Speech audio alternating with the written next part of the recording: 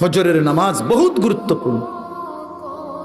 আমাদের নবী সাল্লাল্লাহু আলাইহি সাল্লাম রবিউল আউয়াল মাসের সোমবারে সর্বশেষ উম্মতকে, নবীর সাহাবীদেরকে মসজিদে ফজরের নামাজের সময় দেখে পুরা মসজিদ ভরা দেখে খুশি হয়েছিলেন এবং নবীজি চোখের পানি ফেলে কাঁদছিলেন। আর আয়েশা রাদিয়াল্লাহু তাআলা আনহাকে বলছিলেন, নবীজি ফজরের নামাজে সেদিন ইন্তেকালের দিন যেতে পারেন নাই, এত অসুস্থ ছিল। তো হুজরাত থেকে তাকায় তাকায়া দেখছে সাহাবীরা ফজরের নামাজ পড়তেছে, সবাই মসজিদ ভরা। সেদিন নবীজির সোমবার রবিউল আউয়ালে নবীজি চোখের পানি ফেলছিলেন আর বলছিলেন, আয়েশা আমার 23 বছরের মেহনত সার্থক। 23টা বছর আমি চোখের পানি ফেলছি, রক্ত ঝরিয়েছি, তায়েফে পেটে পাথর বাঁধছি, বিনিময়ে আমি যেমনটা চেয়েছি আমার সাহাবীদেরকে তেমন দেখলাম। ফজরের ওয়াক্তে মসজিদ ভরা দেখলাম। এরপরেই নবীজি আল্লাহর কাছে বলছে, আল্লাহ আল্লাহুম্মা রফিকাল আলা, আপনি বন্ধুর কাছে আমি যেতে চাই।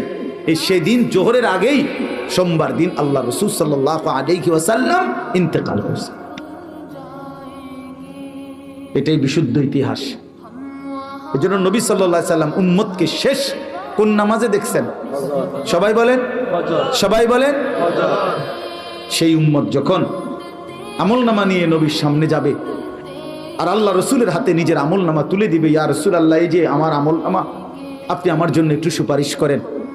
আল্লাহর কসম, নবীজি সাল্লাল্লাহু আলাইহি সাল্লাম তখন তাকিয়ে দেখবে আর দেখবে পৃষ্ঠার পর পৃষ্ঠা, বছরের পর বছর নামাজ নাই, ফজরের নামাজ 5 ওয়াক্ত নামাজ নাই, 40 বছর সুদ খাইছে, 30 বছর ধরে মিথ্যা বলছে, হায়াতের 60 বছর, অথচ অনবরত প্রতিনিয়ত বিড়ি সিগারেট খাইয়া গেছে।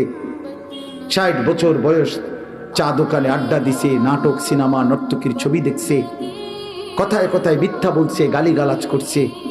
আল্লাহর কসম বন্ধু, কিতাবের মধ্যে আছে, নবীজি চোখের পানি ফেলে দিবেন, বলবেন, উম্মত এ কি আমল নামা নিয়ে আসলা?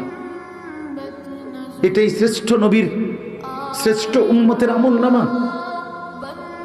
তুমি জানো উম্মত, আমি 23টা বছর উম্মত তোমাদের জন্য আমি দিবা নিশি কাঁদছি উম্মত।